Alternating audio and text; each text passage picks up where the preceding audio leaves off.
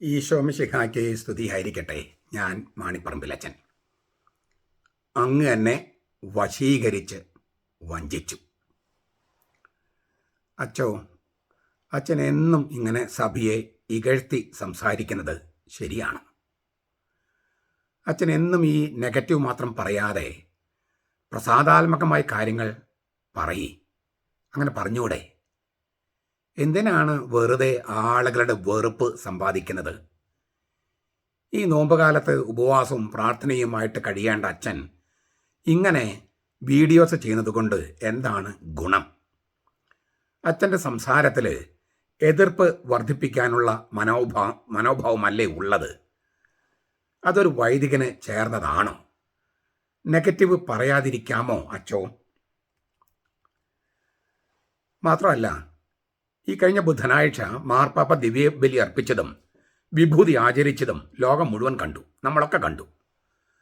അതൊക്കെ അതേപടി നാം സ്വീകരിക്കുന്നില്ലല്ലോ. അപ്പോൾ നമ്മൾ നമ്മുടേതായ നിയമങ്ങളൊക്കെ ഉണ്ടാക്കി വെച്ചിട്ടുണ്ട്.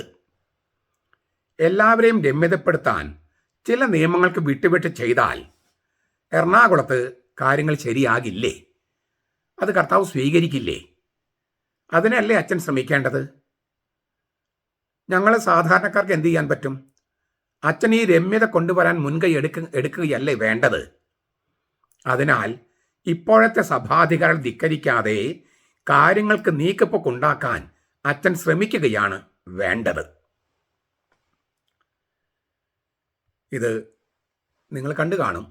പലരുടെയും പ്രത്യേകിച്ച് 2 പേരുടെ കമൻറ്റുകളാണ് ഞാനിപ്പോൾ നിങ്ങളുടെ മുമ്പിൽ അവതരിപ്പിച്ചത്. എൻ്റെ വീഡിയോസിൻ്റെ താഴെ വേറെയും ആളുകളുടെയുണ്ട്. അതെല്ലാം ഞാൻ 2 പേരുടെ കമൻറ്റുകൾ, പക്ഷെ മറ്റു ചിലർക്കും ഈ ആശയം ഉള്ളതുകൊണ്ട് അതങ്ങ് അവതരിപ്പിച്ചിരിക്കുകയാണ്. ഞാൻ ഓരോന്നിനും മറുപടി പറയാം. പക്ഷെ അതിനു മുമ്പ് ഇന്ന് ഞാൻ കേട്ടൊരു അനുഭവം, ഒരു നേർസാക്ഷ്യം നിങ്ങളുമായി പങ്കുവെക്കണം. അതിൽ ചെറിയൊരു ഉത്തരവുണ്ട്, അതുകൊണ്ടാണ്. ഒരു ഹിന്ദു സഹോദരി പങ്കുവെച്ച അനുഭവമാണ്. അവരെനിക്കറിയാം, ഈ ഹിന്ദു സഹോദരി എനിക്ക് അറിയാം. അവർ ഹിന്ദുവാണെങ്കിലും ഈശോയിൽ വിശ്വസിക്കുന്നു. അവരവരുടെ കുടുംബവും മാമോദിസ സ്വീകരിച്ചിട്ടില്ല. ഈ സ്ത്രീയും അവരുടെ ഭർത്താവും മകളും മരുമകനും പേരക്കിടാങ്ങളുമായിട്ട് എന്നെ കാണാൻ വന്നിട്ടുണ്ട്.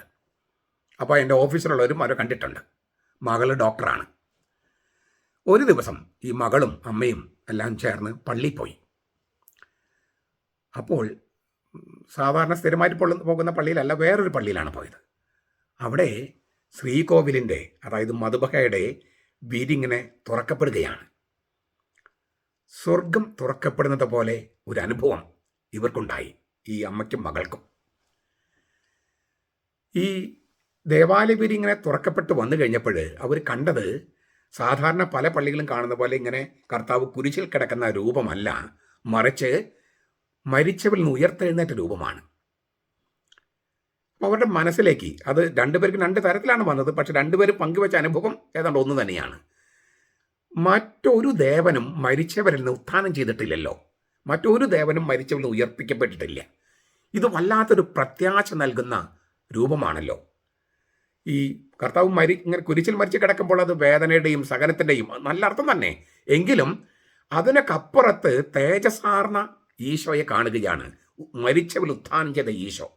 വല്ലാത്ത പ്രത്യാശ നൽകുന്ന ഒരു അനുഭവമായിരുന്നു. അങ്ങനെ ഇതെല്ലാം കഴിഞ്ഞ് കുറേ കഴിഞ്ഞ് കുർബാനയെല്ലാം കഴിഞ്ഞ് ഇങ്ങനെ എല്ലാം കഴിഞ്ഞ് പള്ളിയിൽ നിൽക്കുമ്പോൾ ഒരാൾ അവരോട് സംസാരിക്കാൻ വന്നു. അയാൾ ഹിന്ദുവായിരുന്നു മുൻപ്. യുക്തിവാദി, ഹിന്ദുവായിരുന്നെങ്കിലും ഹിന്ദുമതത്തിൻ്റെ ആചാരങ്ങളനുസരിച്ച് ജീവിച്ചിരുന്ന ആളല്ല. യുക്തിവാദിയും പിന്നെ നിരീശ്വരനൊക്കെയായിട്ട് നടക്കുകയായിരുന്നു. പക്ഷേ ജീവിതത്തിൽ വല്ലാത്ത പ്രതിസന്ധികൾ വന്നപ്പോൾ ഈശ്വരനിൽ വിശ്വസിക്കാൻ നിർബന്ധിതനായി. പക്ഷെ അപ്പോഴും ഈ ഹിന്ദു മതത്തിൽ തന്നെ വിശ്വസിക്കണോ, അത് മറ്റു മതങ്ങളെ തേടിപ്പോണമെന്നൊരു തോന്നൽ അദ്ദേഹത്തിന് വന്നു. അങ്ങനെ വിവിധ മതങ്ങളെക്കുറിച്ച് പഠിക്കാൻ വേണ്ടി അന്വേഷണം നടക്കുകയാണ്. ജീവിതത്തിൽ പ്രതിസന്ധികളാണ് അതിലേക്ക് നയിച്ചത്. അങ്ങനെ അദ്ദേഹം ഒരു മുസ്ലിം പണ്ഡിതനെ കാണാൻ ചെന്നു. മുസ്ലിം പണ്ഡിതനോട് വിവിധ മതങ്ങളെക്കുറിച്ചൊക്കെ ഇങ്ങനെ ചർച്ച ചെയ്യുകയാണ്. അപ്പോൾ ഈ മുസ്ലിം പണ്ഡിതൻ പറഞ്ഞു, പല മതങ്ങളെക്കുറിച്ച് പറഞ്ഞപ്പോൾ പറഞ്ഞു, ഈശോയെക്കുറിച്ച് എനിക്ക് അറിയാവുന്നത് ഞാൻ ഏതാണ്ട് ഇങ്ങനെ സംഗ്രഹിക്കാം. ഒരു മുസ്ലിം പണ്ഡിതനാണ് പറയണേ. ഒരാൾ ചതുപ്പിൽ വീണു, അയാൾക്ക് കര കയറാൻ പറ്റുന്നില്ല. അപ്പോൾ പലരും കരയ്ക്ക് നിന്ന് ഓരോന്ന് വിളിച്ചു പറയാൻ തുടങ്ങി. ആ കമ്പിൽ പിടിച്ച് കയറ്, ഈ വേലിൽ പിടിക്കി, ആ കമ്പിയിൽ പിടിക്കി, ഇങ്ങനെ പറഞ്ഞു കൊടുക്കുന്നു, കരയ്ക്കെന്ന് പറഞ്ഞു കൊടുക്കുകയാണ്. പക്ഷേ അയാൾ ഇതൊക്കെ ചെയ്തിട്ടും കരയ്ക്ക് കയറാൻ കഴിയുന്നില്ല. കുറച്ച് കഴിഞ്ഞപ്പോൾ ഈ ആളുകൾക്കും ക്ഷമ കിട്ടു തുടങ്ങിയപ്പം പറഞ്ഞു, നോക്കി നടക്കേണ്ടതല്ലായിരുന്നോ, ഇനിയിപ്പം അവിടെ കിടക്ക്, അവിടെ കിടന്ന് അനുഭവിക്കുക, ഈ കാര്യങ്ങൾ നോക്കി കണ്ട് നടക്കാതെ കുഴി വീണിട്ട് വല്ല പറഞ്ഞിട്ട് കാര്യമുണ്ടോ, നിലവിളിച്ചിട്ട് കാര്യമുണ്ടോ എന്ന് പറഞ്ഞ് ചിലരൊക്കെ ആ തരത്തിൽ അസഹിഷ്ണുത കാണിക്കാൻ തുടങ്ങി. അങ്ങനെ ഈ ബഹളം കേട്ടപ്പോൾ കുറച്ച് അകലെ ഉണ്ടായിരുന്ന ഒരു ചെറുപ്പക്കാരൻ, അദ്ദേഹത്തിന് മനസ്സിലായില്ല എന്താ ഇവിടെ സംഭവിക്കണമെന്ന്. അദ്ദേഹം വന്ന് നോക്കിയപ്പോൾ ഒരാൾ ചതുപ്പിൽ കിടന്ന് ഇങ്ങനെ രക്ഷപ്പെടാൻ പറ്റാതെ കഷ്ടപ്പെടുകയാണ്. ഈ ചെറുപ്പക്കാരൻ ആ ചതുപ്പിലേക്ക് അങ്ങ് ഇറങ്ങിയിട്ട് ആ ചതുപ്പിൽ കിടക്കുന്ന മനുഷ്യനോട് പറഞ്ഞു, നീ എൻ്റെ കാൽപാദത്തിൽ ചവിട്ട് ആദ്യം, എന്നിട്ട് എന്നെ പിടിച്ചിട്ട് എൻ്റെ കാൽമുട്ടിൽ ചവിട്ട്, എന്നിട്ട് എൻ്റെ ഈ വാരിലിൻ്റെ അവിടെ ചവിട്ടിയിട്ട് തോളിൽ ചവിട്ടിയിട്ട് മുകളിലേക്ക് കയറ്. അങ്ങനെ ഈ ചതുപ്പിൽ കിടക്കുന്ന മനുഷ്യനെ ഈ ചെറുപ്പക്കാരൻ കയറ്റി വിട്ടു. ഇതാണ് ഈശോ ചെയ്തത്. മറ്റു മതങ്ങളൊക്കെ ഇങ്ങനെ കരയിൽ നിന്നിട്ട് നിർദ്ദേശങ്ങൾ നൽകുകയാണ്, അങ്ങനെ ചെയ്യൂ, ഇങ്ങനെ ചെയ്യൂ, മറ്റത് ചെയ്യൂ, മോക്ഷം കിട്ടാൻ, ഇത് മാറാൻ, ഇങ്ങനെയൊക്കെ പറയുകയാണ്.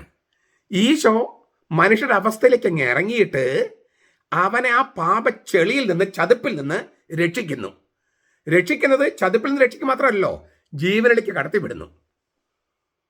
ഇത് കേട്ട ഈ ഹിന്ദു സഹോദരൻ മാനസാന്തരപ്പെട്ട് ക്രിസ്ത്യാനിയായി. ഇപ്പം ഈ കഴിഞ്ഞ തിങ്കളാഴ്ച മുതൽ അദ്ദേഹം 40 ദിവസം ഉപവാസമാണ്. 40 ദിവസവും നമ്മളെടുക്കുന്ന പോലെ വിഭൂതി തിങ്കളാഴ്ചയും അല്ലെങ്കിൽ വിഭൂതി ബുധനും വെള്ളിയാഴ്ചയും മാത്രമൊന്നുമല്ല, മറിച്ച് എല്ലാ ദിവസവും വൈകിട്ട് 6 മണി കഴിഞ്ഞ് ഭക്ഷണം കഴിക്കും. 40 ദിവസം ഉപവാസമാണ്. വൈകിട്ട് 6 മണി വരെ ഉപവാസം എല്ലാ ദിവസവും. ഈ ക്രിസ്തുവിനെ അനുഭവിച്ചറിഞ്ഞ ആ അറിവെന്ന് പറയുന്നത് അനുഭവിച്ചറിഞ്ഞ അറിവാണ്. ആ അറിവ് അതാണ് അദ്ദേഹത്തെ നയിക്കുന്നത്. ഇതിപ്പോൾ 2 ഹിന്ദു സഹോദരൻ, ഒരു ഹിന്ദു സഹോദരൻ ക്രിസ്ത്യാനി ആയതും മറ്റൊരു ക്രിസ്ത്യാനി ആയിട്ടില്ലെങ്കിലും ഈശോയിൽ വിശ്വസിക്കുന്ന ഒരു കുടുംബത്തിൻ്റെ കഥയാണ് ഞാൻ പറഞ്ഞത്. ഈശോ എന്താ ചെയ്തത്? ചതുപ്പിലേക്ക് ഇറങ്ങി അതിൽ അവിടെ ആണ്ട് കിടക്കുന്നവരെ രക്ഷപ്പെടുത്തി. ഈശോ ചെയ്ത ഈ കാര്യം അത് തീർച്ചയായിട്ടും രക്ഷ അതാണ്. പക്ഷേ അവിടെ ഒതുങ്ങിപ്പോകാൻ കർത്താവ് ആഗ്രഹിക്കുന്നില്ല. ഇന്ന് അവൻ ചെയ്ത കാര്യം ഇന്ന് ഇവിടെ സന്നിഹിതമാക്കാൻ അവ ആഗ്രഹിക്കുന്നുണ്ട്. ഉദാഹരണം പറയാം. നീ രാജ്യം സ്ഥാപിക്കുമ്പോഴും നിന്റെ ഇടത്തും വലത്തും ഇരിക്കാനും വരം തരണമെന്ന് സബദീപുത്രന്മാർ ഈശോയോട് പറഞ്ഞപ്പോൾ ഈശോ അവരോട് ചോദിച്ചു, ഞാൻ കുടിക്കാനിരിക്കുന്ന മാമോയിസ മുങ്ങാൻ നിങ്ങൾക്ക് പറ്റുമോ? ഞാൻ മുങ്ങാനിരിക്കുന്ന മാമോയിസ മുങ്ങാൻ നിങ്ങൾക്ക് പറ്റുമോ? സ്വാഭാവികമായിട്ട് കുരിശിലെ രക്തം കൊണ്ടുള്ള മാമോദിസയാണ്. കാരണം യോർദാനിലെ ജലം കൊണ്ടുള്ള മാമോയിസ കഴിഞ്ഞിട്ടാണ് ഇത് സംസാരം. ഞാൻ മുങ്ങാനിരിക്കുന്ന മാമോയിസ മുങ്ങാൻ നിങ്ങൾക്ക് പറ്റുമോ? ഞാൻ കുടിക്കാനിരിക്കുന്ന പാനപാത്രം, സകലത്തിൻ്റെയും മരണത്തിൻ്റെയും കാസ, അത് കുടിക്കാൻ നിങ്ങൾക്ക് പറ്റുമോ? ഈശോ കുരിശിൽ മരിച്ചാൽ ലോകത്തിന് രക്ഷയാകുമെങ്കിൽ പിന്നെ എന്തിനാണ് സബദിപുത്രന്മാർ അവൻ മരിച്ചതുപോലെ മരിക്കണേ? എന്തിനാണ് രക്തസാക്ഷികൾ? ഞാൻ മുങ്ങാനിരിക്കുന്ന മാമോദീസ, അതായത് കുരിശിലെ മരണം, ഞാൻ കുരിശിൽ മരിക്കുന്നവനെ മരിക്കാൻ നിങ്ങൾ തയ്യാറാണോ? ഞാൻ കുരിശിൽ മരണത്തിൻ്റെ കാസ കുടിക്കുന്നത് പോലെ നിങ്ങൾ കുടിക്കാൻ തയ്യാറാണോ? ഈശോ മാത്രം പാനപാത്രം, മരണമെന്ന പാനപാത്രം കുടിച്ചാൽ മതിയെങ്കിൽ, ഈശോ രക്തം കൊണ്ടുള്ള മാമോദിസ സ്വീകരിച്ചു, ഈശോ മാത്രം സ്വീകരിച്ചാൽ മതിയെങ്കിൽ പിന്നെ എന്തിനാണ് സബദിപുത്രന്മാരോട് നിങ്ങൾക്കതിന് പറ്റുമെന്ന് ചോദിച്ചത്? ഓരോ ക്രിസ്ത്യാനിയും ക്രിസ്തുവിനെ പോലെ ഓരോ സന്ദർഭത്തിലും ആ ചെളിക്കുണ്ടിൽ ഇറങ്ങി മനുഷ്യരെ രക്ഷപ്പെടുത്താൻ ശ്രമിക്കണം. അപ്പോൾ കൊല്ലപ്പെടും. അത് ചിലപ്പം അനുദിനം ജീവിച്ചുകൊണ്ടുള്ള ഒരു രക്തസാക്ഷിത്വമാകാം, അല്ലെങ്കിൽ ശരിക്കും കൊല്ലപ്പെടാം. ഇങ്ങനെ 2 തരത്തിലുള്ള രക്തസാക്ഷിത്വമാണ് സഭയിലുള്ളത്. ക്രിസ്തു ചെയ്തതുപോലെ ഇപ്പോൾ നമ്മൾ ചെയ്യണം, അവൻ അനുകരിക്കണം. നിങ്ങൾ എൻ്റെ പിന്നാലെ വാ എന്നാണ് പറഞ്ഞത്. നിങ്ങൾ എൻ്റെ പിന്നാലെ വാ, ഞാൻ നിങ്ങളെ മനുഷ്യരെ പിടിക്കുന്നവരാക്കാം. മനുഷ്യരെ പിടിക്കാൻ നമ്മൾ കർത്താവിന് ചെയ്തതുപോലെ കർത്താവിനെ അനുകരിച്ച് നമ്മളെ ചതുപ്പിലേക്ക് ഇറങ്ങി പലരെയും രക്ഷപ്പെടുത്തണം. ഇങ്ങനെ രക്ഷപ്പെടുത്താനുള്ള വിളി നമുക്ക് എല്ലാവർക്കും നൽകിയിട്ടുണ്ട്. എന്ന് വെച്ചാൽ ഈശോയുടെ മരണം ഇന്ന് ഈ സ്ഥലത്ത് ഇവിടെ വെച്ച് നമ്മൾ അത് അനുഭവിക്കണം. അപ്പോഴാണ് ഇവിടെ കുരിശ് നാട്ടപ്പെടുകയുള്ളൂ, ഇവിടെ ഉത്ഥാനം സന്നിഹിതമാകുകയുള്ളൂ. മനുഷ്യവംശത്തിൻ്റെ പാപമെന്ന ചതുപ്പിലേക്ക് ഈശോ ഇറങ്ങി നമ്മെ രക്ഷിച്ചതുപോലെ ആ രക്ഷയുടെ ഒരു അംശം ഇപ്പോൾ നമ്മൾ അനുഭവിക്കണമെങ്കിൽ നമ്മൾ ക്രിസ്ത്യാനികൾ ഈ ചതുപ്പിലേക്ക് ഇറങ്ങി, ക്രിസ്തുവിനെ കൈപിടിച്ച് ഇറങ്ങി ഈ ചതുപ്പിൽ കിടക്കുന്ന മനുഷ്യരെ രക്ഷപ്പെടുത്തേണ്ടതുണ്ട്. ഇങ്ങനെ ഒരു കാര്യം ചെയ്യണമെന്ന് എറണാകുളം അങ്കമാലി അതിരൂപതയിലെ വിമത വൈദികരും അൽമായ മുന്നേറ്റക്കാരും മറ്റും ഈ ധിക്കാരം എന്ന പാപച്ചെളിയിൽ ആണ്ട് കിടക്കുകയാണ്. അവിടെ നിന്ന് അവരെ രക്ഷപ്പെടുത്താൻ ആ ചതുപ്പിലേക്ക് എന്നെ ഈശോ തള്ളിയിട്ടതാണ്. ഞാൻ മനസ്സറിഞ്ഞു പോയതല്ല. ഈശോ എന്നെ ഈ എറണാകുളം അങ്കമാലി എന്ന അതിരൂപതയിലെ പാപച്ചെളിയിലേക്ക് അവരെ ഒന്ന് ബോധവൽക്കരിച്ച് ഉയർത്തിക്കൊണ്ടുവരാൻ ഈശോ എന്നെ തള്ളിയിട്ടതാണ്.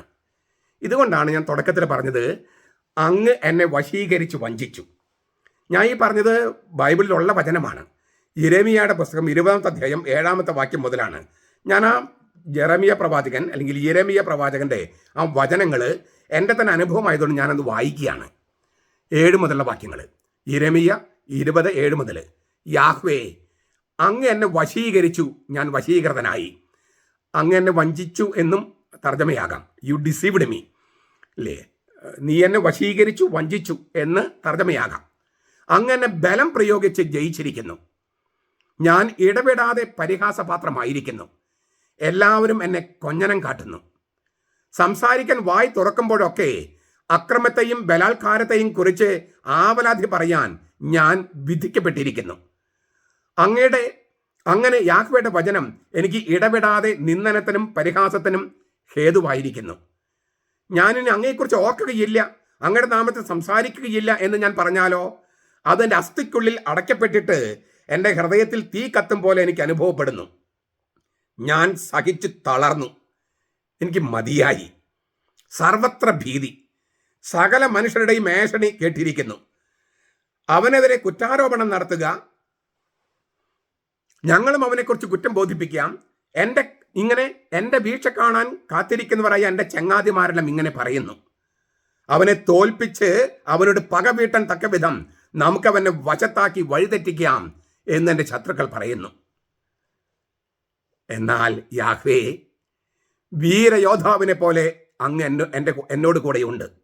അതിനാൽ എന്നെ ഉപദ്രവിക്കുന്നവർ കാലിടറി വീഴും, അവർ ജയിക്കുകയില്ല. എൻ്റെ ഇപ്പോഴത്തെ അനുഭവമാണ് ഞാൻ നിങ്ങളുടെ മുമ്പിൽ പറയണേ. യിരെമ്യ പ്രവാചകന്റെ അനുഭവം. ഞാൻ വിചാരിച്ചിരിക്കാതെ, ഞാൻ നനച്ചിരിക്കാതെ കർത്താവ് എന്നെ തള്ളിയിട്ടതാണ് ഈ പ്രശ്നത്തിലേക്ക്. ഇനി അത് ചെയ്യാതിരുന്നാൽ ഈ പറഞ്ഞ പ്രശ്നമുണ്ട്. അതായത് ഇനി മിണ്ടണ്ടെന്ന് വിചാരിച്ചാൽ എൻ്റെ ഹൃദയത്തിൽ തീ കത്തുമ്പോൾ എനിക്ക് അനുഭവപ്പെടാണ്. അത് കെടുത്താൻ ഇത് പറഞ്ഞേ പറ്റൂ. കാരണം കർത്താവ് എന്നെ നിർബന്ധിക്കുകയാണ്. ഞാൻ പല ദിവസങ്ങളും വേണ്ടെന്ന് വിചാരിക്കുമ്പോൾ കുർബാനയ്ക്ക് മുമ്പ് കൊന്ത ചൊല്ലുമ്പോഴും കരുണക്കൊന്ത ചൊല്ലുമ്പോഴും പിന്നെ നടക്കാൻ പോകുമ്പോഴൊക്കെ കൊന്ത ചൊല്ലും. അപ്പോൾ അപ്പോഴൊക്കെ കർത്താവ് പറയണം, നീ ആരെയാണ് പ്രീതിപ്പെടുത്തണേ, നീ ആരെയാണ് പേടിക്കണേ, ഞാൻ പറയുന്ന കാര്യം നീ പറയൂ. വീരയോദ്ധാവിനെ പോലെ കർത്താവ് എൻ്റെ കൂടെയുണ്ട്. കർത്താവ് എന്നെ ഇങ്ങനെ തള്ളുകയാണ്. അതിനോട് നോ പറയാൻ കഴിയില്ല. അതുകൊണ്ടാണ് ഞാൻ ചെയ്യുന്നത്. ഇനി ചോദ്യത്തിലേക്ക് വരാം. ചോദ്യത്തിൻ്റെ ആദ്യത്തെ ഭാഗം, അച്ഛനെ എന്ന് ഈ നെഗറ്റീവ് മാത്രം പറയാതെ പ്രസാദാത്മക കാര്യങ്ങൾ പറഞ്ഞുകൂടെ? എന്തിനാണ് ആളുകൾ വെറുപ്പ് സമ്പാദിക്കുന്നത്? നോമ്പുകാലത്ത് വേണോ അച്ഛൻ്റെ ഇത്തരം പ്രഭാഷണം? അച്ഛൻ്റെ സംസാരത്തിൽ, ഈ വീഡിയോയിൽ എതിർപ്പ് വർദ്ധിപ്പിക്കാനുള്ള മനോഭാവമല്ലേ ഉള്ളത്? നെഗറ്റീവ് പറയാതിരിക്കച്ചോ. ഈ ചോദ്യം നമുക്ക് ഈശോയോട് ചോദിച്ചാലോ? ഈശോ ഇങ്ങനെ തള്ളുക എന്നല്ലേ ഞാൻ പറഞ്ഞത്. വെളിപാട് പുസ്തകം 2-ാമത്തെ അധ്യായം 1 മുതൽ 7 വരെ വാക്യങ്ങളിൽ നിന്ന് വായിച്ചു നോക്കിയേൻ. എഫേസുസിലെ സഭയുടെ ദൂതന് എഴുതുക. ദൂതൻ എന്ന് പറഞ്ഞ മെത്രാനാണ്. കാരണം മാനസാന്തരപ്പെടാൻ പറയുന്നത് മെത്രാനോടടക്കമാണ്, ദൂതനോടടക്കമാണ്. അപ്പോൾ ദൂതൻ എന്ന് പറഞ്ഞാൽ മാലാഖയല്ല, മെത്രാനാണ്. 7 നക്ഷത്രങ്ങൾ വലത്ത് കയ്യിൽ പിടിച്ചുകൊണ്ട് 7 പൊൻ നിലവിളക്കുകളുടെ നടുവിൽ നിൽക്കുന്നവൻ അരുളി ചെയ്യുന്നു. ഇനി പ്രസാദാത്മക കാര്യങ്ങളെ പറയണേ കേട്ടോ. വെളിപാട് പുസ്തകം 2:1 മുതൽ 7 2-ാമത്തെ വാക്യം. നിന്റെ പ്രവൃത്തികളും പ്രയത്നവും ക്ഷമാപൂർവമായ ഉറച്ചു നിൽപ്പും ഞാൻ അറിയുന്നു. കൊള്ളരുതാത്തവരെ നിനക്ക് സഹിച്ചുകൂടാത്തതും അപ്പസ്തോലന്മാരല്ലാതിരിക്കെ തങ്ങൾ അപ്പസ്തോലന്മാരാണ് നടിക്കുന്നവരെ നീ പരിശോധിച്ച് അവർ കള്ളന്മാരാണെന്ന് കണ്ടതും ഞാൻ മനസ്സിലാക്കുന്നു. ക്ഷമാപൂർവം പിടിച്ചു നിൽക്കാനുള്ള കഴിവ് നിനക്കുണ്ട്. എൻ്റെ നാമനിമിത്തം നീ ഏറെ സഹിച്ചിട്ടും നീ തളർന്നു പോയില്ല. ഇത്തരം പ്രസാദാത്മക കാര്യങ്ങളാണ് ഉത്ഥിതനായ കർത്താവ് എഫേസുസിലെ സഭയുടെ മെത്രാന് എഴുതി അറിയിക്കുന്നത്, അല്ലെങ്കിൽ എഴുതാം യോഹന്നാനോട് പറഞ്ഞ് യോഹന്നാൻ വഴി അറിയിച്ചു കൊടുക്കുന്നത്. ഇവിടെ നിർത്താമായിരുന്നില്ലേ കർത്താവിന് പ്രസാദാത്മക കാര്യങ്ങൾ പറഞ്ഞ്, പോസിറ്റീവ് കാര്യങ്ങൾ?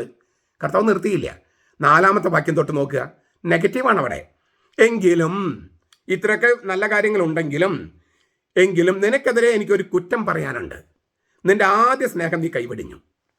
നീ ഏതിൽ നിന്ന് വീണിരിക്കുന്നുവെന്ന് ഓർത്ത് മാനസാന്തരപ്പെട്ട് ആദ്യത്തെ പ്രവൃത്തികൾ ചെയ്യുക. സ്നേഹത്തിൻ്റെ ആദ്യ സ്നേഹത്തിൻ്റെ പ്രവൃത്തികൾ ചെയ്യുക. അല്ലെങ്കിൽ ഞാൻ നിന്റെ അടുക്കൽ വേഗം വരും. നീ മാനസാന്തരപ്പെട്ടില്ലെങ്കിൽ നിന്റെ നിലവിളക്ക് അതിൻ്റെ നിലയിൽ നിന്ന് നീക്കിക്കളയും. വീണ്ടും പ്രസാദാത്മകം. എന്നാൽ നിനക്കൊരു നന്മയുണ്ട്. നിക്കൊലാവിയരുടെ ചെയ്തികൾ നീ വെറുക്കുന്നു, അപ്പോൾ ഞാനും വെറുക്കുന്നു. ഇതിൻ്റെ വിശദാംശങ്ങളിലേക്കൊന്നും നമ്മൾ പോകുന്നില്ല കേട്ടോ. പിന്നെ ഒരു വാഗ്ദാനം കൊടുക്കുകയാണ്. ആത്മാവ് സഭകളോട് അരുളി ചെയ്യുന്നത് എന്തെന്ന് ചെവിയുള്ളവൻ കേൾക്കട്ടെ. വിജയം വരിക്കുന്നവന് ദൈവത്തിൻ്റെ പറുദീസായുള്ള ജീവവൃക്ഷത്തിൻ്റെ ഫലം തിന്നാൻ ഞാൻ കൊടുക്കും. ഇത് ആർക്കാണ് എഴുതിയിരിക്കുന്നത്? എഫേസുസിലെ സഭയുടെ ദൂതൻ എന്ന് പറഞ്ഞാൽ മെത്രാനോടെന്ന് പറയുന്നത്, നിന്റെ സഭയ്ക്ക് ഒരു കുറവുണ്ട്, നിന്റെ ആദ്യ സ്നേഹം കൈവടിഞ്ഞു, നീ ഏതിൽ നിന്ന് വീണുവെന്ന് ഓർത്ത് മാനസാന്തരപ്പെട്ട ആദ്യത്തെ പ്രവൃത്തികൾ ചെയ്യുക. ഇങ്ങനെ എന്തിനാ കർത്താവ് നെഗറ്റീവ് കാര്യങ്ങൾ പറയണേ? പ്രസാദാത്മക കാര്യങ്ങൾ പറഞ്ഞാൽ മതിയായിരുന്നില്ലേ? ഇനി വെളിപാട് പുസ്തകം 2-ാമത്തെ അധ്യായം 12 മുതൽ 17 വരെ പെർഗമോസിലെ സഭയുടെ മെത്രാന് എഴുതുക. മൂർച്ചയേറിയ ഇരുവായ് തലവാൾ ഉള്ളവൻ അരുളി ചെയ്യുന്നു. ഇനി പ്രസാദാത്മക കാര്യങ്ങളാണ് പറയണേ ഉത്തരനായ കർത്താവ്. നീ എവിടെ പാർക്കുന്നുവെന്നും അത് സാത്താന്റെ സിംഹാസനമുള്ള ഇടമാണെന്നും ഞാൻ അറിയുന്നു. എങ്കിലും നീ എൻ്റെ നാമം മുറുകെ പിടിച്ചിരിക്കുന്നു. നിങ്ങളുടെ ഇടയിൽ സാത്താൻ പാർക്കുന്ന ഇടത്തിൽ തന്നെ എൻ്റെ സാക്ഷിയും വിശ്വസ്തനുമായ അന്തിപ്പാസ് വധിക്കപ്പെട്ട കാലത്ത് പോലും നീ എന്നിലുള്ള വിശ്വാസം നിഷേധിച്ചിട്ടില്ല. നല്ല കാര്യങ്ങളാണ് അതൊക്കെ. പക്ഷേ എന്നിട്ട് കർത്താവ് നെഗറ്റീവ് കാര്യം പറയുകയാണ്. പെർഗാമോസിലെ സഭയ്ക്കുള്ള ലേഖനത്തിലും കർത്താവ് പ്രസാദാത്മകമായ കാര്യങ്ങൾ മാത്രമല്ല പറയണേ. 14-ാമത്തെ വാക്യം നോക്കിയാൽ, എങ്കിലും നിന്നെക്കുറിച്ച് എനിക്ക് 1-2 പരാതികളുണ്ട്, നെഗറ്റീവ് ഉണ്ട്. ഇസ്രായേൽ മക്കൾ വിഗ്രഹങ്ങൾക്ക് അർപ്പിച്ചവ ഭക്ഷിക്കാനും ദുർനടപ്പ് ആചരിക്കേണ്ടതിനും അവരുടെ മുമ്പിൽ ഇടർച്ച വയ്ക്കാൻ ബാലാക്കിന് ഉപദേശം കൊടുത്ത ബാലാമൻ ഉപദേശം മുറുകെ പിടിക്കുന്നവർ അവിടെ നിനക്കുണ്ട്, നിന്റെ സഭയിലുണ്ട്. മെത്രാനോട് പറയുക. അതുപോലെ തന്നെ നിക്കൊലാവരുടെ ഉപദേശം കൈക്കൊള്ളുന്നവരും ഉണ്ട്. ഈ നിക്കൊലാവർ ആരെന്നൊക്കെ നമ്മളിപ്പോൾ പിന്നീട് നമുക്ക് ചർച്ച ചെയ്യാം. ആകയാൽ മാനസാന്തരപ്പെടുക, മെത്രാനോട് പറയാണ്. അല്ലെങ്കിൽ ഞാൻ വേഗം നിന്റെ അടുക്കൽ വന്ന് എൻ്റെ വായിലെ വാളുകൊണ്ട് അവരോട് പോരാടും. നിന്റെ സഭയിലെ ആളുകൾ പോരാടും. ആത്മാവ് സഭകളോട് പറയുന്നത് എന്തെന്ന് ചെവിയുള്ളവൻ കേൾക്കട്ടെ. വിജയം വരിക്കുന്നവന് മറഞ്ഞിരിക്കുന്ന മന്ന ഞാൻ കൊടുക്കും. വിശുദ്ധ കുർബാനയാണ് പറയണേ. ഞാൻ അവന് വെള്ളക്കല്ലും കൊടുക്കും. ലഭിക്കുന്നവനല്ലാതെ മറ്റാരും അറിയാത്തതും ആ കല്ലിൽ കൊത്തിയിരിക്കുന്നതുമായ പുതിയ പേരും ഞാൻ കൊടുക്കും. അപ്പോൾ എൻ്റെ ചോദ്യം ഇതാണ്. ഉത്തിതനായ കർത്താവ് ഈ സഭകൾക്ക് കത്തെഴുതാൻ യോഹന്നാനോട് പറയുമ്പോൾ ആ മെത്രാന്മാരോട് നല്ല കാര്യങ്ങൾ പറഞ്ഞിട്ട്, പ്രസാദാത്മക കാര്യങ്ങൾ പറഞ്ഞിട്ട്, പോസിറ്റീവായ കാര്യങ്ങൾ പറഞ്ഞിട്ട് പിന്നെ എന്തിനും നെഗറ്റീവ് കാര്യങ്ങൾ പറയണേ? ഇത് തന്നെയാണ് ഞാൻ ചെയ്യുന്നുള്ളൂ. നിങ്ങൾ എൻ്റെ വീഡിയോസ് എല്ലാ ദിവസവും ഈ എറണാകുളത്തിൻ്റെ പ്രശ്നങ്ങൾ മാത്രമല്ലല്ലോ, ഞായറാഴ്ചകളിൽ സഭയുടെ ലിറ്റർജിയെക്കുറിച്ചുണ്ട്, തിങ്കളാഴ്ചകളിൽ പഴയ നിയമത്തിൻ്റെ വചനധ്യാനമുണ്ട്, ചൊവ്വാഴ്ചകളിൽ പുതിയ നിയമത്തിൻ്റെ വചനധ്യാനമുണ്ട്, ബുധനാഴ്ചകളിൽ മറിയത്തെക്കുറിച്ചുണ്ട്, തിരുവചനക്കൊന്തയെക്കുറിച്ച്, വ്യാഴാഴ്ചകളിൽ സീറോ മലബാറിൽ അടുത്ത ഞായറാഴ്ച വായിക്കുന്ന വചനത്തെക്കുറിച്ചുണ്ട്, വെള്ളിയാഴ്ച ലത്തിൻ വേദപാഠത്തിൽ അടുത്ത ഞായറാഴ്ച വായിക്കുന്നതിനെക്കുറിച്ചുണ്ട്, ശനിയാഴ്ച മറിയത്തെക്കുറിച്ച്, വീണ്ടും ഞായറാഴ്ച ലിറ്റർജിയെക്കുറിച്ച്, പിന്നെ വേറെ ചോദ്യങ്ങൾക്ക് ഉത്തരം. അങ്ങനെ എന്തുമാത്രം പ്രസാദാത്മക കാര്യങ്ങളാണ് ഞാൻ പറഞ്ഞിരിക്കുന്നത്. 54 വാഴ്ത്തുമൊഴികളെക്കുറിച്ചുള്ള ധ്യാനമായിരുന്നു മറിയത്തെക്കുറിച്ചുണ്ടായിരുന്നേ. അതിനു മുമ്പുള്ള സ്വർഗസ്ഥനായ നമ്മുടെ പിതാവെന്ന പ്രാർത്ഥനയെക്കുറിച്ച് പ്രസാദാത്മക കാര്യങ്ങൾ ഒരുപാട് ഞാൻ പറയുന്നുണ്ട്. ആ വീഡിയോസ് കാണാതെ കൗതുകം ജനിപ്പിക്കുന്നതോ അല്ലെങ്കിൽ ഇങ്ങനെയുള്ള കാലികമായ കാര്യങ്ങൾ മാത്രം കണ്ടിട്ട് നെഗറ്റീവ് എന്ന് പറഞ്ഞു വരുന്നതിൽ എന്താ അർത്ഥമുള്ളത്? നിങ്ങളൊരു കമൻ്റ് ഇടുമ്പോൾ ഞാൻ പറഞ്ഞ എല്ലാ വശങ്ങളും കാണണ്ടേ? പ്രസാദാത്മക കാര്യങ്ങൾ കാണാതെ ഈ നെഗറ്റീവ് മാത്രമെന്ന് പറഞ്ഞാൽ അത് ശരിയാകുമോ? അതാണ് ചോദ്യത്തിൻ്റെ 1-ാമത്തെ ഭാഗത്ത് പറയാം. രണ്ടാമത്തെ ഭാഗം എന്താണ്? ചോദ്യത്തിൻ്റെ 2-ാം ഭാഗം, സഭാ നേതൃത്വം ധിക്കരിക്കാൻ പാടുള്ളതല്ല എന്ന് കുറേ പേർ പറയുന്നു. സഭാ നേതൃത്വം ധിക്കരിക്കുന്നവരെ മാണിപ്പറമ്പിലച്ചൻ തിരുത്തുന്നില്ല. ബുധനാഴ്ച മാർപ്പാപ്പ ദിവ്യബലി അർപ്പിച്ചതും വിഭൂതി ആചരിച്ച് നാം കണ്ടു. അതൊക്കെ അതേപടി നമ്മൾ സ്വീകരിക്കുന്നില്ലല്ലോ. അപ്പോൾ നമ്മൾ നമ്മുടേതായ നിയമങ്ങളൊക്കെ ഉണ്ടാക്കി വെച്ചിട്ടുണ്ട്. എല്ലാവരും രമ്യതപ്പെടുത്താൻ ചില നിയമങ്ങൾക്ക് വിട്ടുവീഴ്ച ചെയ്താൽ അത് എറണാകുളത്ത് പ്രശ്നം തീർക്കയില്ലേ, അവസാനിപ്പിക്കുകയില്ലേ? അതല്ലേ കർത്താവ് സ്വീകരിക്കുക? അതിനുള്ള അച്ഛൻ ശ്രമിക്കേണ്ടത്. അതിനാൽ ഇപ്പോഴത്തെ സഭാധികൾ ധിക്കരിക്കാതെ കാര്യങ്ങൾക്ക് നീക്കുപോക്ക് ഉണ്ടാക്കുകയല്ലേ അച്ഛൻ ചെയ്യേണ്ടത്? വളരെ മനോഹരമായ അവതരണമായിട്ടുണ്ട്. ഈ ചോക്ലേറ്റിൽ പൊതിഞ്ഞ വിഷമെന്ന് പറയില്ലേ, അതുപോലെയാണ് തോന്നുക. പക്ഷേ ഈ നിർദ്ദേശം തന്ന ആൾക്കല്പം വിവരമുണ്ടെന്ന് കരുതിയിട്ട് ഞാൻ മുമ്പ് ചില മറുപടികൾ കൊടുത്തിട്ടുണ്ട്. സഭയെക്കുറിച്ച് യാതൊരു വിവരമില്ലാത്ത രാഷ്ട്രീയ ഭാഷ മാത്രം ഉപയോഗിക്കുന്ന ഒരാളാണെന്ന് ഇപ്പോഴെനിക്ക് മനസ്സിലായത്. സഭാ നേതൃത്വം ധിക്കരിക്കാൻ പാടുള്ളതല്ല. അദ്ദേഹം പറയുന്നതാണ്. അത് തന്നെയല്ലേ ഞാനും പറയണേ. കത്തോലിക്ക സഭയുടെ പരമോന്നത നേതൃത്വം ആരാ? മാർപ്പാപ്പയാണ്. ആ മാർപ്പാപ്പയെ ധിക്കരിക്കുന്നവരാണ് വിമത വൈദികർ. പിന്നെ അവർക്ക് ഓശാന പാടുന്ന കുറച്ച് ചിങ്കിടികളും. ആ വിമതരെ, അതായത് മാർപ്പാപ്പയെ ധിക്കരിക്കുന്ന വിമതരെ തിരുത്തുന്നതിന് പകരം, മാർപ്പാപ്പ ആവശ്യപ്പെട്ട ഏകീകൃത കുർബാന നടപ്പിലാക്കുന്നതിന് പകരം ഘട്ടം ഘട്ടമായി വിമത കുർബാന, ഇല്ലിസിറ്റ് കുർബാന നടപ്പാക്കുന്ന മെത്രാപ്പോലിത്തമാരെ അനുസരിക്കുന്നത് ശരിയാണോ?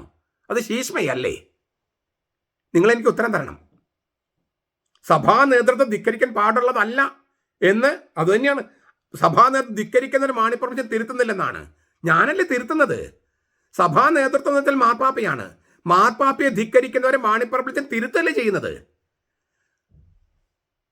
ഞാൻ ആവർത്തിക്കുക, സഭാ നേതൃത്വം എന്ന് പറഞ്ഞാൽ പരമോന്നത നേതൃത്വം മാർപ്പാപ്പയാണ്. മാർപ്പാപ്പ പറഞ്ഞത് വിമത വൈദികരെ പിന്തുടരുകയരുത്, അവർ ശീഷ്മയിലാണ്. എന്നിട്ട് ആ വിമത വൈദികരെ പിന്തുടരുകയും ചേർത്ത് പിടിക്കുകയും ചെയ്യുന്ന മെത്രാപ്പോലിത്തമാര് ശീഷ്മയിലാണെന്നാണ് ഞാൻ പറയണേ. അല്ലേ? മാർപ്പാപ്പയെ ധിക്കരിച്ചാൽ ശീഷ്മയിലല്ലേ? അപ്പോൾ അവരെ അനുസരിക്കുന്നത് ശീഷ്മയാകില്ലേ? ഈ മാർപ്പാപ്പയെ ധിക്കരിക്കുന്ന മെത്രാപ്പോലിത്തമാർ അനുസരിക്കുന്നത് അത് ഒഴിവാക്കണമെന്നല്ലേ ഞാൻ പറയുന്നത്. സഭാ നേതൃത്വത്തെ, അതായത് മാർപ്പാപ്പയെ അനുസരിക്കണമെന്ന് തന്നെയാണ് ഞാൻ പറയുന്നത്. ഇത് ഞാൻ 89 മുതൽ പറയുന്നതാണ്. 86 ജോൺ പോൾ രണ്ടാമൻ മാർപ്പാപ്പ വന്ന് ഈ കുർബാന ഉദ്ഘാടനം ചെയ്തു. 89 എനിക്ക് പട്ടം കിട്ടുന്നത്. അന്ന് മുതൽ ഞാൻ പറയുന്നത് ഇതേ കാര്യം തന്നെയാണ്. ഒരു മാറ്റം വരുത്തിയിട്ടില്ല. മാർപ്പാപ്പയുടെ ദിവ്യബലിയും വിഭൂതിയും ഒക്കെ ലത്തീൻ സഭയിൽ ഒന്നാകെ എല്ലായിടത്തും ഒരുപോലെയല്ലേ ചെയ്തത്? റോമായിൽ ഒന്ന്, വരാപ്പുഴ മറ്റൊന്ന്, കൊച്ചിയിൽ വേറൊന്ന്, ആഫ്രിക്കയിൽ വേറൊന്ന്, അങ്ങനെയായിരുന്നോ? അല്ലല്ലോ. റോമായിലും അല്ലേ കേരളത്തിൽ നിന്നുള്ള കുറച്ച് പേരുണ്ടെന്ന് കരുതി കേരളത്തിലെ പ്രാദേശിക വികാരങ്ങളൊക്കെ അവിടെ കൊണ്ടുവന്നോ? ഇവിടുത്തെ ഭഗവത്ഗീതയും ഖുറാനും അവിടെ വായിച്ചോ? സംസ്കൃതം അവിടെ വായിച്ചോ? സംസ്കൃതത്തിൽ പാട്ട് പാടിയോ? കുറെ പേര് റോമായിൽ മലയാളികളുണ്ട്, ലത്തീൻകാരുണ്ടെന്നൊക്കെ പറഞ്ഞിട്ട് അതൊക്കെ ലിറ്റർജിയിൽ കൊണ്ടുവന്നോ? ഇല്ലില്ല. ലത്തീൻ സഭയിൽ ഒന്നാകെ എല്ലാവിടെയും മാർപ്പാപ്പ ചെയ്ത പോലെയാണ്. അങ്ങനെ തന്നെയാണ് വേണ്ടത്. സീറോ മലബാർ സഭയിലും അങ്ങനെ തന്നെയല്ലേ വേണ്ടത് എല്ലായിടത്തും. എറണാകുളത്തൊന്ന്, ഫരീദാബാദിന് വേറൊന്ന്, പിന്നെ ഗൾഫിൽ വേറൊന്ന്, അമേരിക്കയിൽ വേറൊന്ന്, അങ്ങനെ പാടുണ്ടോ? പാടില്ല. മാർപ്പാപ്പ അർപ്പിച്ച ദിവ്യബലി ലത്തീൻ സഭയിൽ ഒന്നാകെ, ലോകം മുഴുവൻ വ്യാപിച്ച് കിടക്കുന്ന ലത്തീൻ സഭയിലെ ഒന്നാകെ എല്ലാവരും ഒരുപോലെയാണ്. വരാപ്പുഴ ഇല്ല വേറൊരു തരത്തിൽ, കൊല്ലത്തും കോട്ടപ്പുറത്തും വേറൊരു തരത്തിൽ, അങ്ങനെയൊന്നുമല്ല. എല്ലാവരും ഒരുപോലെയാണ്. ഇതുപോലെ തന്നെ സീറോ മലബാർ സഭയിലും എല്ലായിടത്തും ഒരുപോലെ ആകണം. അതിനാണ് ഏകീകൃതം ഏകീകൃതം ഏകീകൃതം എന്ന് പറയണേ. അപ്പോൾ ഇയാൾ പറയുന്ന വാക്കെന്നിട്ട് അറിയോ? നമ്മളെ കുറച്ച് നിയമങ്ങൾ ഉണ്ടാക്കി വെച്ചിരിക്കുകയല്ലേ. അതായത് മാർപ്പാപ്പ ചൊല്ലുന്നു അല്ലല്ലോ നമ്മൾ ചൊല്ലുന്നത്. അപ്പോൾ നിയമങ്ങൾക്ക് മാറ്റം വരുത്താം. അപ്പോൾ എറണാകുളത്തിന് വേണമെങ്കിൽ മാറ്റം വരുത്തി കൊടുക്കാം. ഞാൻ ഉത്തരം പറഞ്ഞു കഴിഞ്ഞു. ലത്തീൻ സഭയിൽ എല്ലായിടത്തും ഒരുപോലെയാണ്. സീറോ മലബാർ സഭയിൽ എല്ലായിടത്തും സീറോ മലബാർ സഭയുടെ പോലെ ആയിരിക്കണം. പിന്നെ ഇതൊന്നും ലത്തീൻ സഭയിൽ മാറ്റം വരുത്താൻ പറ്റാത്തതും സീറോ മലബാർ സഭയിൽ മാറ്റം വരുത്താൻ പറ്റാത്തതും എന്തുകൊണ്ടാണ്? ലിറ്റർജി ഈശോയിൽ നേരിട്ട് കിട്ടിയതാണ്. ഇതേക്കുറിച്ച് വളരെ വിശദമായിട്ട് ഞാൻ പറഞ്ഞിട്ടുണ്ട്. ആ വീഡിയോസ് ഒന്ന് കേൾക്കുക. ലിറ്റർജി സഭ ഉണ്ടാക്കിയതല്ല. സഭ ഉണ്ടാക്കിയതാണെങ്കിൽ സഭയ്ക്ക് മാറ്റം വരുത്താമായിരുന്നു. ലിറ്റർജി കർത്താവിൽ നേരിട്ട് കിട്ടിയതാണ്. ഒരു 1.5 മണിക്കൂർ നീണ്ട ഒരു വീഡിയോയിൽ ഞാൻ ഇതിൻ്റെ മൊത്തം ചരിത്രം വെച്ചാൽ ബൈബിളിലെ ചരിത്രം എങ്ങനെയാണ് നൽകിയത്, എന്താണ് ചെയ്തത്, എങ്ങനെയൊക്കെ ഞാൻ വിശദീകരിച്ചിട്ടുണ്ട്. അതൊക്കെ ഒന്ന് കാണുക. അതൊക്കെ പ്രസാദാത്മകമാണ് കേട്ടോ. പിന്നെ ഈശോ തെരഞ്ഞെടുത്തപ്പോൾ തന്നെ 12 പേരെ തിരഞ്ഞെടുത്തേ. ഒരു പത്രോസിനെ മാത്രമല്ല, ലത്തീൻ സഭയെ മാത്രമല്ല, 12 പേരെയാണ്. ഒരു ലത്തീൻ സഭ മാത്രമാണ് കർത്താവ് ആഗ്രഹിച്ചെങ്കിൽ പത്രോസിനെ മാത്രം തിരഞ്ഞെടുത്താൽ മതിയായിരുന്നു. കർത്താവ് 12 സ്ലീഹന്മാരെ തിരഞ്ഞെടുത്തു. സഭ സ്ഥാപിച്ചത് അപ്പസ്തോലന്മാരും പൗലോസിനെ പോലെ സഞ്ചരിക്കുന്ന സുവിശേഷ പ്രഘോഷകരായ പ്രവാചകന്മാരുടെ മേലുമാണ്. എഫേസ്യ ലേഖനം 2:10 അത് എഴുതിയിരിക്കുന്നു. ഈശോ ഈ ലിറ്റർജി കൈമാറിയത് സഭയ്ക്കാണ്. സഭയ്ക്ക്. അപ്പൊ സഭയുടെ കയ്യിലാണ്, മാർപ്പാപ്പയുടെ കയ്യിലാണ് സ്വർഗരാജ്യം താക്കോല്. സ്വർഗരാജ്യത്തിന് താക്കോല് ദൈവത്തിന്റെ കയ്യിലോ ക്രിസ്തുവിന്റെ കയ്യിലല്ല, അത് സഭയുടെ കയ്യിലാണ്, മാർപ്പാപ്പയുടെ കയ്യിൽ. ഈ സ്വർഗരാജ്യം താക്കോല് അടയ്ക്കാനും തുറക്കാനും അഡ്മിറ്റ് ചെയ്യാനും പുറത്താക്കാനും. അപ്പൊ സഭയ്ക്ക് കൈമാറിയതുകൊണ്ട് സഭയാണ് ലിറ്റർജിയുടെ കാര്യങ്ങൾ തീരുമാനിക്കുന്നത്. പരിശുദ്ധാത്മന് തുണ അതിനുണ്ടാകുമെന്നും കർത്താവ് പറഞ്ഞിട്ടുണ്ട്. അപ്പോൾ ദൈവവചനം പോലെ പരിശുദ്ധമാണ് ലിറ്റർജി. നമുക്ക് ഇഷ്ടമില്ലാത്ത ദൈവജനങ്ങൾ പ്രൊട്ടസ്റ്റന്റുകാർ മാറ്റിക്കളയുന്ന പോലെ നമുക്ക് മാറ്റിക്കളയാൻ പറ്റുമോ? അങ്ങനെ മാറ്റിക്കളയാൻ മാർട്ടിൻ ലൂതർ ശ്രമിച്ചപ്പോഴാണ് നമ്മൾ ട്രെൻഡ് സുഗുണദോസ് വിളിച്ചത് പറ്റില്ല എന്ന് പറഞ്ഞത്. നമുക്കത് മാറ്റിമറിക്കാൻ പറ്റില്ല. എറണാകുളവുമായിട്ട് രമ്യതയിലാകാൻ വേണ്ടി ഇപ്പം നൽകപ്പെട്ട ഇളവുകൾ പോലും ശരിയല്ല. കാരണം നമ്മുടെ തനത് കുർബാന നഷ്ടപ്പെട്ടു പോവുകയാണ് ചെയ്തത്. നമ്മൾ എന്താണ് വീണ്ടെടുക്കാൻ ശ്രമിക്കുന്നത്? വളരെ പ്രാചീനമായ തോമാസിൽ നിന്ന് കൈമാറി കിട്ടിയ, അദ്ദായിമാരെ ശിഷ്യന്മാർ കൈമാറി കിട്ടിയ ആ തനത് കുർബാന ഇപ്പോഴത്തെ കുർബാന കണ്ടാൽ തോന്നുമോ? നിങ്ങൾ മലങ്കര റീത്തിലെ കുർബാനയോ ഓർത്തഡോക്സ് സഭകൾ ചെയ്യുന്നത് നോക്കിയാൽ ആ പൗരാണികത സൂക്ഷിക്കുന്നത് കൊണ്ട് അതിനൊരു വിശുദ്ധി തോന്നുകയല്ല, അതിനുണ്ട്. ആ വിശുദ്ധിയാണ് നമ്മൾ കളഞ്ഞു കുളിച്ചത് എറണാകുളമായിട്ട് രമ്യതയിലാകാൻ വേണ്ടി. എന്നിട്ട് എറണാകുളം രമ്യതയിലായോ? ഇല്ല. അപ്പം നമ്മുടെ തനത് രൂപം നഷ്ടപ്പെട്ടു. ഇവരിട്ട് രമ്യതയിലായുമില്ല. പിന്നെ നിങ്ങളെപ്പോലെ സാധാരണക്കാരാണ് ഞാനും. എനിക്ക് സഭയിൽ ഒരു ഉദ്യോഗവും ഇല്ല. അതുകൊണ്ട് ഇനി ഞാൻ ഫോൺ വിളിച്ചാൽ ഇവരാരെങ്കിലും എടുക്കുമോ? ഞാൻ പറഞ്ഞാൽ അത് അവർ കേൾക്കുമോ? കേൾക്കില്ല. പക്ഷേ നമ്മുടെ സഭയെ വിഭാഗത്തിലേക്ക് നയിച്ച ശീഷ്മയുണ്ടാക്കാൻ ആര് ശ്രമിച്ചാലും അത് തടയാൻ ഓരോ സാധാരണ വിശ്വാസിക്കും കടമയുണ്ട്, ഓരോ അൽമായനും കടമയുണ്ട്, എനിക്കും കടമയുണ്ട്. ഞാൻ എൻ്റെ കടമ ഞാൻ ചെയ്യുന്നു. അപ്പോൾ അനേകായിരങ്ങളുടെ ശബ്ദമാണ് ഞാൻ പറയുന്നത് എന്നതുകൊണ്ട് അവരെൻ്റെ കൂടെ നിൽക്കുന്നു.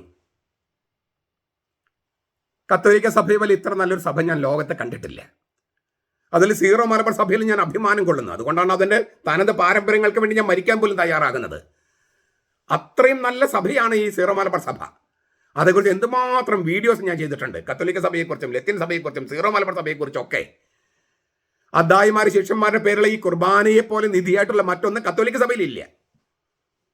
വിഭൂതി ബുധനുണ്ട്, നിർമ്മല തിങ്കളുണ്ട്. ഇതിൻ്റെ ദൈവശാസ്ത്രമൊക്കെ ഞാൻ വിശദമാക്കിയിട്ടുണ്ട്.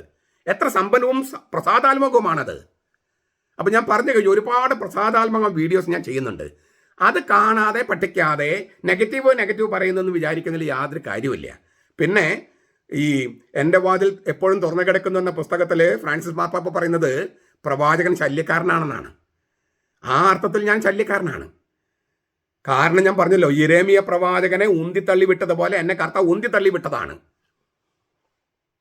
അതുകൊണ്ട് എനിക്ക് കർത്താവ് പറയുന്നതല്ലാതെ മറ്റൊന്നും ചെയ്യാൻ കഴിയില്ല. എറണാകുളത്തെ ശീഷ്മയെ ന്യായീകരിക്കാൻ ആര് വന്നാലും കർത്താവിന് ഇഷ്ടമുള്ള കാര്യമല്ല. തിന്മയുമായി സന്ധി ചെയ്തിട്ടുള്ള ഒരു സമാധാനവും ഈശോയുടെ മനസ്സല്ല. ഇതിനെയാണ് കർത്താവ് പറഞ്ഞത്, ഞാൻ വാളാണ് കൊണ്ടുവന്നത്. തിന്മയുമായി സന്ധി ചെയ്തിട്ടുള്ള ഒരു സമാധാനവും പാടില്ലെന്നാണ്.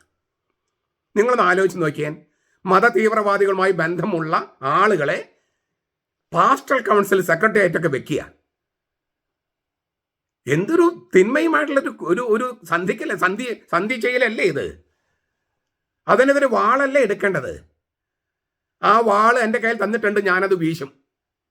കാരണം സംഘടിതമായി ചൂഷണം നിയമമാകുമ്പോൾ പ്രതിരോധം ധർമ്മമാകും.